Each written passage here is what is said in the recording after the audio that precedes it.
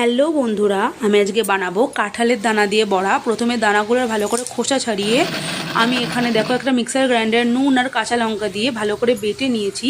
তারপর একটা বাটির মধ্যে 3 চামচ বেসন আর এখানে দেখো 3 চামচ মতো আমি চালের গুঁড়ো নিয়ে ভালো করে ওই কাঁঠালের দানাটাকে ভালো করে মেখে নিয়েছি। তারপরে আমি ভালো করে মাখা হয়ে গেলে আমি একটু পরিমাণ মতো একটু হলুদ দিয়ে আবার ভালো করে মাখিয়ে নিচ্ছি।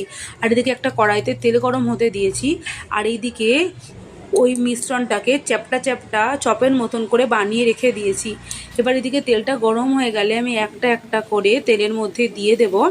তারপরে লো ফ্লেমে করে আমি লাল লাল করে বড়াগুলোকে এপিট এপিট করে ভেজে নেব।